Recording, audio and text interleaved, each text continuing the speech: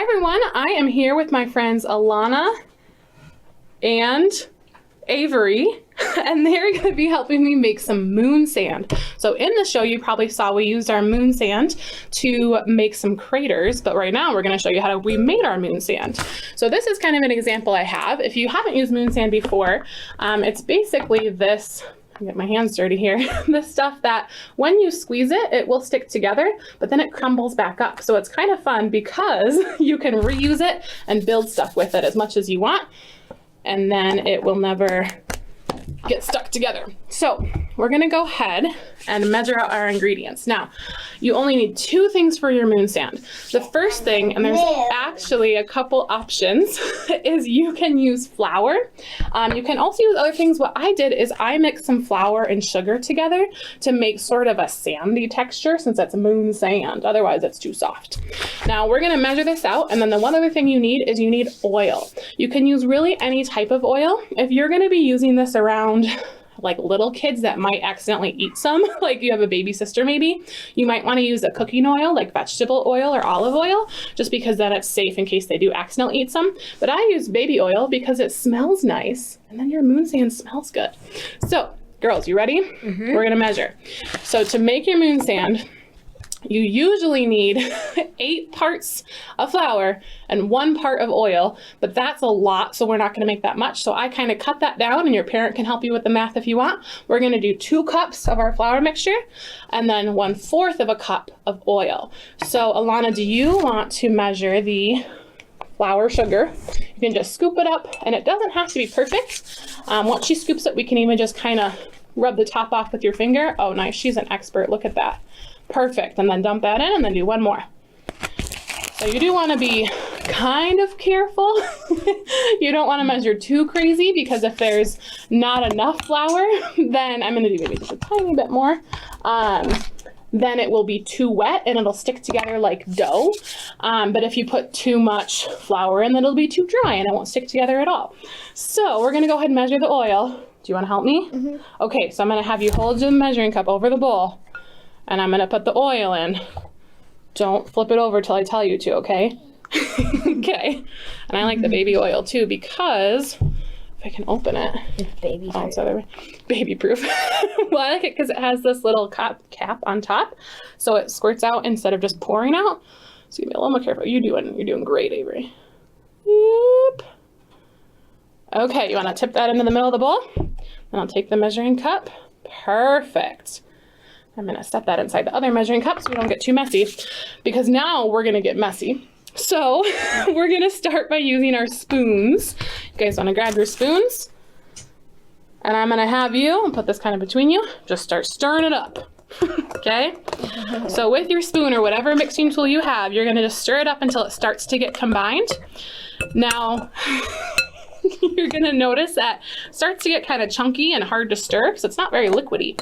So once we have it mostly combined, we're gonna get in there with our hands and just start squeezing it with our fingers. You guys think we're ready to put it in our hands yet? Yep. Maybe stir in that wet lump first. Right there, see that? Right there. Nice. Okay, you may take your spoons, and I'm gonna rub off this so that it doesn't miss any oil. Perfect. Okay, stick your hands in there. Yep, and you're gonna oh jeez. You're gonna kind of just, yep, you guys know exactly what you're doing. It's kind of like if you've ever made bread before, you're kind of rub it in and it kind of looks like breadcrumbs. Oh, it already looks good, huh? So you'll know that it's done if you can squeeze a handful and it sort of sticks together. Oh, look at that, Alana's already got it, yeah. So it kind of sticks together in their hands, and then if they drop it and crumble it, it crumbles back up. If it's too sticky and you've got like a dough happening, squirt in a little more oil. And if it's too dry and it won't stick together in your hands, you can put in a little bit more of your flour, your dry ingredient. Okay, and that's pretty much it. How's it feel? Good. It smells pretty good, huh? Like a fresh baby. Okay. Oh, I forgot one step, you guys. Oh my gosh. So you can add color to your moon sand. You might have noticed in my example, I have like some green moon sand mixed together with orange. Now it's kind of tricky, and I might actually do the color part just because I don't want your guys' hands to be dyed. What's tricky about coloring it is that since you're mixing in oil, you can't use regular food coloring, or at least it doesn't work as well. If you have special like powder food coloring, that works best. I am going to use, all right, I think that was it. All right, you want to kind of rub your hands out like that over the bowl?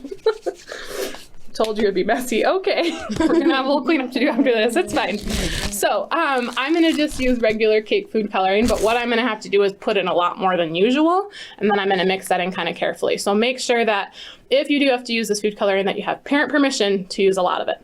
Okay, what color do you guys want? I have pink, purple, and orange. I want purple. Purple? I want pink. How about we do a little bit of both? We'll have a nice pinky purple.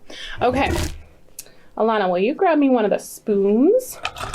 So I am literally just squirting it over it, being very precise as you can see.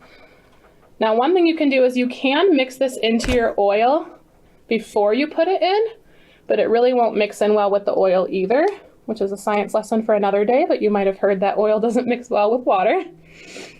So I'm gonna just squirt that, which I know looks crazy, but then I'm gonna kind of start just pushing it and see how the color starts to mix. Pretty cool, huh? It's like galaxy moon sand.